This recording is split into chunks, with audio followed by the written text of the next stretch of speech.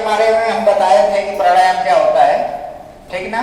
तस्मिन् सति योगल गति विच्छेद, श्वास प्रश्वास योग गति विच्छेद इति प्राणायाम। यानी कि जो हम सांस लेते हैं, सांस छोड़ते हैं, उसके गति में विच्छेद कर देना क्या कहलाता है?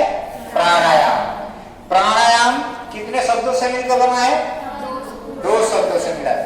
कौन कौन? प्राण, आयाम। प्राण का मतलब ऑक्सीजन और आयाम का मतलब फैला हुआ। यानी कि हम कह सकते हैं कि प्राणायाम 2 शब्दों से मिलकर बना है, प्राण और आयाम, जिसका मतलब होता है प्राण का ऑक्सीजन, आयाम का मतलब फैला हुआ। तो सारी चर्चाएं अब कर चुका हूं। रेशियो के बारे में, रेशियो क्या है? रेशियो क्या है? 1:4:2। ठीक, ये रेशियो हो गया। चरण कितने होते हैं? प्राणायाम के चरण कितने? कौन कौन? पूरक, कुंभक, रेचक। पूरक, कुंभक, रेचक। मेन में पढ़ा है। पूरक का मतलब क्या होता है? सांस लेना। कुंभक का मतलब सांस रोकना। और रेचक का मतलब सांस छोड़ना। तो क्या हो गया? पूरक, कुंभक, रेचक। ठीक, क्वेश्चन पूछता है कि प्राणायाम में पूरक का अर्थ क्या होता है? क्या बताओगे? सांस लेना। पूछेगा कि पूरक, क्वेश्चन को पलट देगा, जैसे चेंज कर देगा।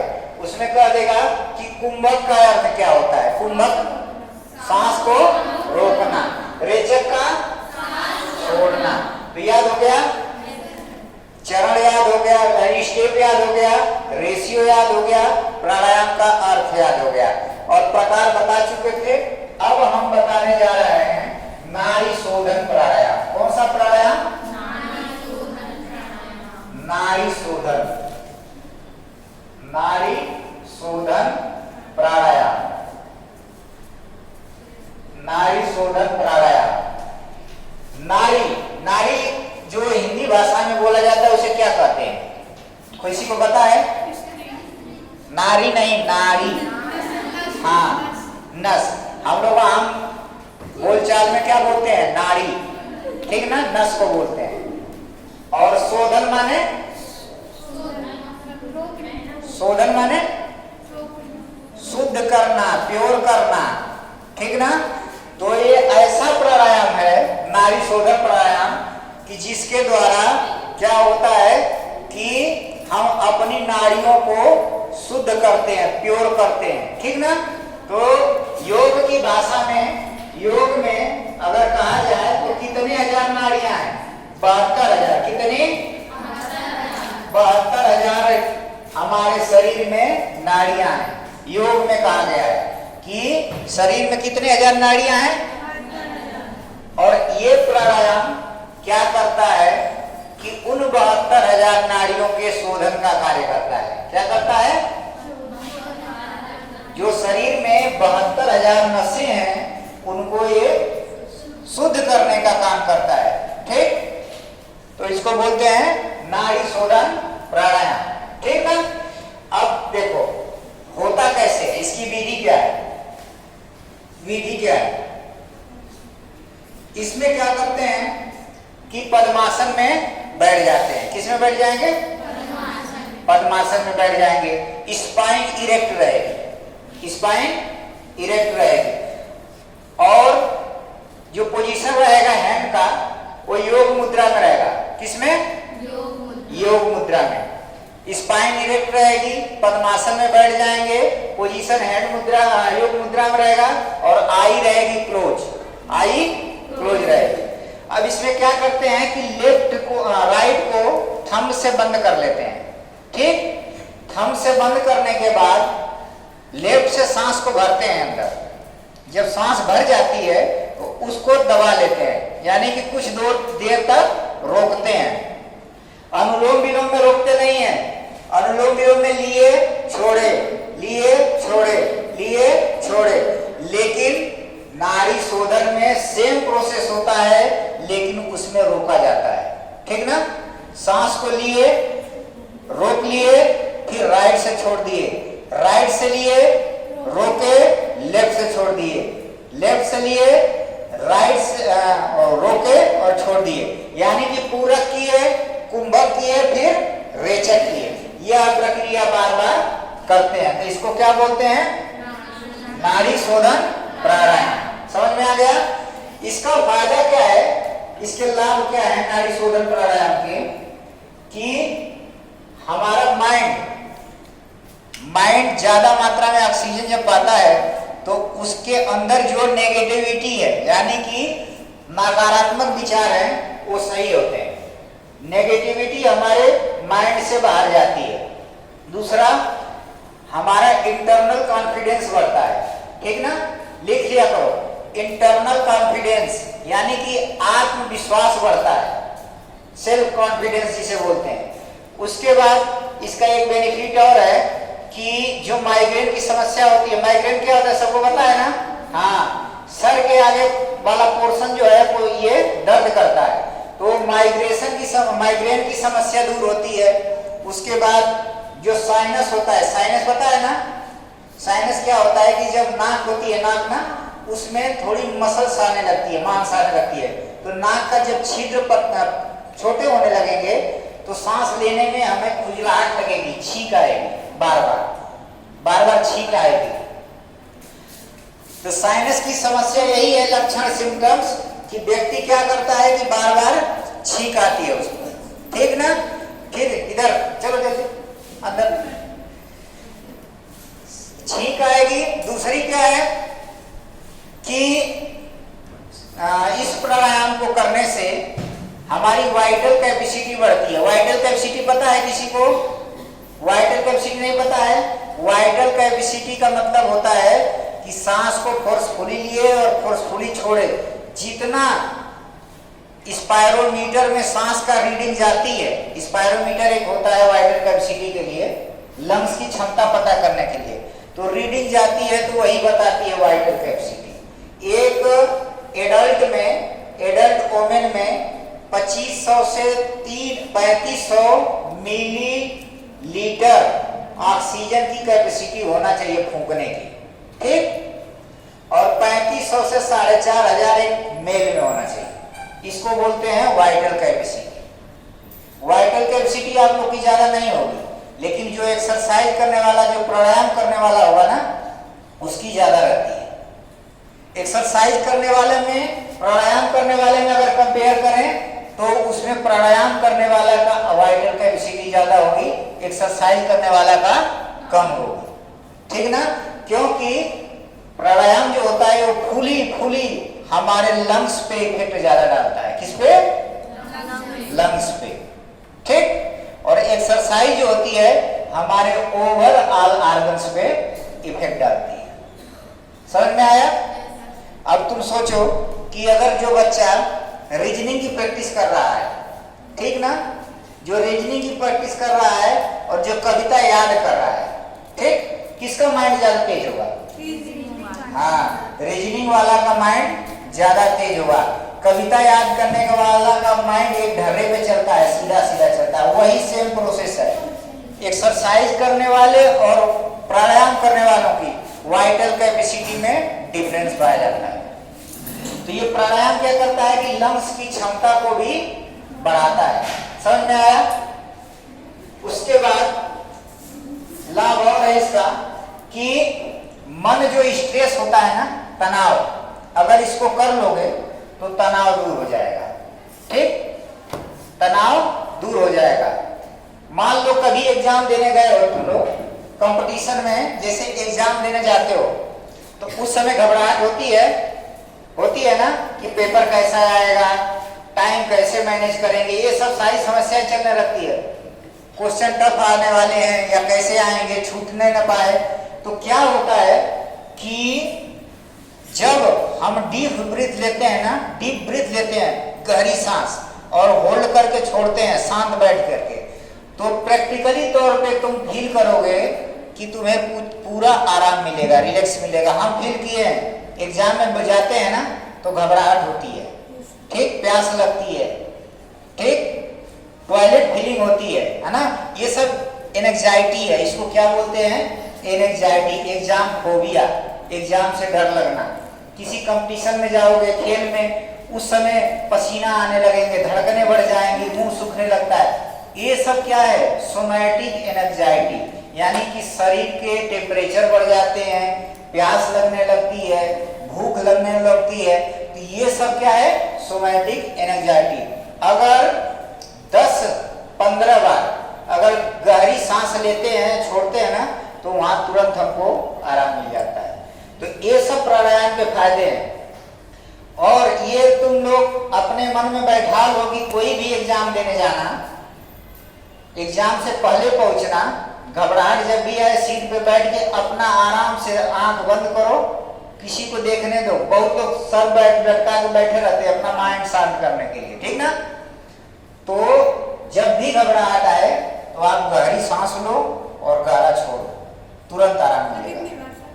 10 बार बस, ज्यादा नहीं। तो नाड़ी शोधन प्राणायाम के बारे में समझ में आया? शरीर में कितनी हजार नाड़ियां होती हैं योग के अनुसार? 72,000 नाड़ियां। ठीक। अनुलोम विलोम और नाड़ी शोधन में क्या अंतर है? अनुलोम विलोम में क्या आता है कि सांस को लेते जाते हैं, धीरे धीरे छोड़ते हैं।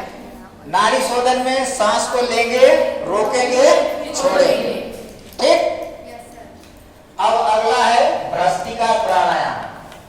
कौन सा प्राणायाम? भ्रस्त्रिका। भस्त्रिका,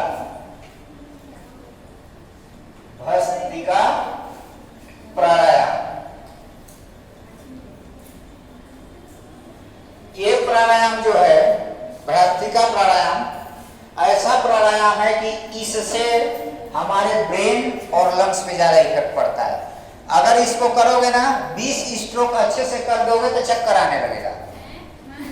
अगर 20 स्ट्रोक अच्छे से कर दिए तो चक्कर आने लगेगा। इतना खतरनाक है। क्यों? कि ये क्या करता है प्राणायाम कि अब्सेंस ऑफ ऑक्सीजन में हमारे बॉडी को फंक्शन कराता है। सांस अंदर गई और तुरंत बाहर निकल गई, तो जब सांस अंदर गई तुरंत बाहर निकल जाएगी तो हमें कम ऑक्सीजन मिलेगी कि नहीं? ये क्या करता है कि ये प्राणायाम करता है ये कि कम ऑक्सीजन में बॉडी फंक्शन को कराने का काम करता है। ठीक ना। इसको होल्ड करो।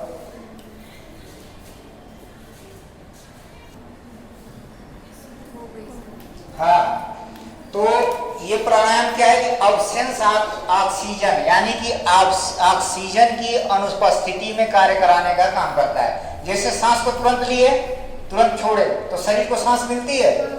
नहीं मिलती है ना। जब शरीर को ऑक्सीजन नहीं मिलेगी तो हमारी बॉडी क्या है, सबसे ज्यादा इफेक्ट किस पे पड़ेगा? ब्रेन पे पड़ता है। चक्कर आने लगता है, चक्कर आने लगेगा, यानी कि हमें कुछ पता नहीं चलेगा। जैसे आप रनिंग करते हो, लास्ट में इतना तेज दौड़ देते हो कि चक्कर आने लगता है ना। चक्कर क्यों आता है? ब्रेन को ऑक्सीजन नहीं मिल पाती है। बात समझे? तुम्हारी जो ऑक्सीजन थी ज्यादा मात्रा में आपके वर्किंग मसल्स को चली गई काम कराने में, ब्रेन को नहीं मिल पाती है, इसलिए आदमी चक्कर खाने लगता है। समझ में आया? तो ये ऐसा प्राणायाम है कि जो अब्सेंस ऑफ ऑक्सीजन, यानी कि ऑक्सीजन की अनुपस्थिति में बॉडी को कार्य कराता है। और जब ऑक्सीजन की अनुपस्थिति में काम कराओगे तभी भी बॉडी की कैपेसिटी बढ़ती है कम ऑक्सीजन में फाइट करने की। जैसे आप पहाड़ पे चले जाओ ऊंचाई पे, तो वहां पे क्या है कि एयर का डेंसिटी, जब ऑक्सीजन की मात्रा कम है, एयर की डेंसिटी कम होगी, घनत्व तो ऑक्सीजन की मात्रा ऑटोमेटिक कम होगी। तो उस समय क्या होता है कि जब ऑक्सीजन की मात्रा कम होगी तो हमारी बॉडी कम ऑक्सीजन में काम करने लगती है, और जब कम ऑक्सीजन में काम करती है तो हमारे जो क्या बोलते हैं red blood cells, RBC improvement करती है, यानी बढ़ती है, काउंट बढ़ते हैं। और जैसे ही हम प्लेन पे आते हैं ना तो हमको तुरंत कंफर्टेबल महसूस होने लगता है, क्योंकि प्लेन एरिया पे ऑक्सीजन ज्यादा होती है। पता है ना, प्लेन एरिया पे यानी कि जितने समुद्र लेवल पे रहोगे आप नीचे, उतना ऑक्सीजन ज्यादा होगा। ऑक्सीजन जो होती है भारी होती है, कार्बन डाइऑक्साइड हल्की होती है। आया समझ में? रूम में जैसे खाना बना रहे हो तो क्या जो रूम की हीट की भाप निकलती है ऊपर जाती है कि नीचे आती है? हाँ, जो गर्म चीजें होती है ना ऊपर हल्की होती है, ऊपर जाती है। जो भारी चीजें होती है नीचे होती हैं। तो ऑक्सीजन में वजन होता है। जैसे हम सिलेंडर भराते हैं ना तो ऑक्सीजन ही तो है, एलपी है, हाँ एलपीजी है, जो सांस लेने वाला है वो वजन होता है उसमें। ठीक, तो भस्त्रिका प्राणायाम को करना कैसे है? विधि इसकी क्या है कि तेजी से सांस को लेना है, फोर्सफुली खींचना है नाक से और फोर्सफुली नाक से छोड़ना है। तेजी से लेना है, तेजी से छोड़ना है, तेजी से लेना है, तेजी से छोड़ना है। यानी कि इसके द्वारा हम अपने ब्रेन की सफाई करते हैं, अपने लंग्स की कैपेसिटी को बढ़ाते हैं, साथ ही साथ क्या करते हैं, जो सर्दी जुकाम है सब बाहर निकल जाता है। ठीक ना? नाक से म्यूकस आना जो होता है ना, वो म्यूकस होता है ना, व्हाइट व्हाइट, उसको म्यूकस बोलते हैं। ठीक ना? वो सब बाहर आ जाते हैं। तो ये भस्त्रिका प्राणायाम की विधि, लाभ भी बता दिए। उसके बाद शीतली प्राणायाम। शीतली प्राणायाम, शीतली से क्या समझ में आ रहा है? शीतल माने, हाँ शीतल माने ठंडा। ठीक, अब देखो इसको करने की विधि क्या है। ल इसमें छुपा है ना, ये ल वर्ड आया है ना, शीतली। ठीक ना? शीतली, शीतली ट्रिक बता रहे हैं याद करने का। शीतली है ना, इसमें क्या करते हैं, जीभ को बाहर निकालते हैं और जीभ को फोल्ड कर देते हैं पाइप की तरह। ठीक, सब लोग निकालो, तो सब लोग निकालो। नहीं बन रहा है। जीभ को निकालते हैं और पाइप की तरह फोल्ड कर देते हैं। आप फोल्ड करके उसी से एयर को अंदर लेते हैं। करके देखो एक बार, पिछली, हाँ देखो वो लगी, बहुत बढ़िया। करो करो करो करो, नहीं ये तुम, हाँ करो, हंसने वाली बात नहीं, हाँ देखो बहुत बढ़िया। क्लैप करो एक बार क्लैप करो। पहले देख, एक बार बनाओ, एक बार बनाओ, एक बार बनाओ, एक बार बनाओ, करके दिखाओ। मजाक नहीं, सबसे नहीं होता है। देखो सब, देखो उधर देखो, कैसे देख लो। अच्छा, वैसे फोल्ड करके सांस को अंदर लो, अंदर। हंसना नहीं है, हम प्रैक्टिकल में क्या फीलिंग आएगी हम बता रहे हैं। फोल्ड करो उसको, हाँ सांस को अंदर धीरे धीरे खींचो, खींचो, हाँ धीरे धीरे ले जाओ, फिर छोड़ो नाक से। कैसा लग रहा है? हाँ ठंडा महसूस हो रहा है? हाँ नो नहीं, जब करोगी तब पता चलेगा। ठंडा महसूस होता है। हाँ, ये शीतल, शीतल ऐसा प्राणायाम है जो शरीर के अंदर ठंडी को एहसास कराता है। ठीक, अगर हम गर्मी एरिया में रहते हैं, गर्म एरिया में, तो इस प्राणायाम को करके अपनी प्यास को बुझा सकते हैं।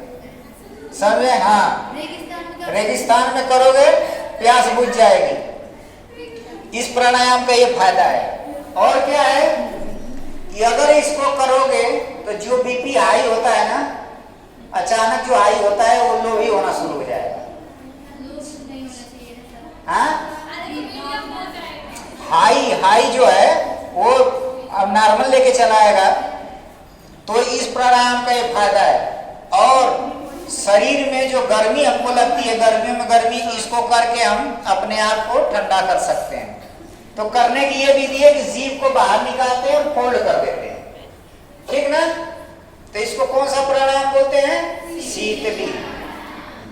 अब इसी के बाद इसकी एक बहन है शीतकारी, है ना? इसकी एक छोटी वाली सिस्टर है शीतकारी प्राणायाम। शीतकारी प्राणायाम, इसमें भी ठंडक होती है, लेकिन इसको करने की विधि क्या है कि अपने जीभ को फोल्ड कर लेते हैं और तलवे में लगा लेते हैं। एक बार करके देखो, जीभ को फोल्ड कर लो और अपने ऊपर के तलवे में लगा लो, फोल्ड करके तलवे में चिपका लो। ऐसे करो, जीभ को देखो, साइड से शीतलता महसूस हो रही है, ठंडी लग रही है। हाँ, तो जब भी प्यास लगे, खूब पानी नहीं मिले, तो इसको आप कर सकते हो। हाँ, तीजा में कर सकते हो। हाँ, जब जो ऐसा व्रत रहता है जिसमें पानी नहीं पीते हैं ना, उसको कर सकते हो। हाँ, करवा चौथ में भी कर सकते हो। देखो, तो इस वाले प्राणायाम को आप एक बार और करो, एक बार सब अपने जीभ को फोल्ड करो। हाँ, बाहर नहीं निकालना है, बाहर तो हाँ हाँ, मैगी खाते नहीं, हाँ मैगी खाते हैं। तो इसको ठंडी लग रही है ना? हाँ हाँ, अच्छे से करोगे देर तक ना तो प्यासे चली जाएगी। नहीं जाती है, नहीं बना सही से करोगी तो जाएगी क्यों नहीं? अरे इस सब पे रिसर्च हुआ है, तभी हम बता रहे हैं, ऐसे नहीं बता रहे हैं। ठीक, तो ये हमारे प्राणायाम कुछ थे। ठीक है, प्राणायाम का पाठ खत्म हो गया। अब हमको अष्टांग योग में पढ़ाना है, तो हो गया है यम, नियम, आसन, प्राणायाम। नेक्स्ट स्टेप है प्रत्याहार। क्या है? प्रत्याहार। प्रत्याहार, प्रत्याहार का पढ़ाई से बताए थे क्या होता है? प्रत्याहार देखो ध्यान से समझना, क्वेश्चन पूछ देगा कि अष्टांग योग में प्रत्याहार कौन से नंबर पे आता है, किस नंबर पे? ऑप्शन दे देगा 4, 3, 5, 6। क्या बताओगे? 5। 5वें नंबर पे प्रत्याहार आता है। ये भी आ सकता है कि प्रत्याहार का अर्थ क्या है, प्रत्याहार का अर्थ क्या है? तो आप ये कह सकते हो कि प्रत्याहार का अर्थ है कि आवश्यकता से अधिक संग्रहण नहीं करना,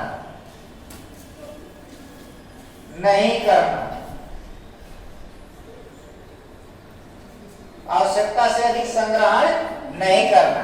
क्या कोई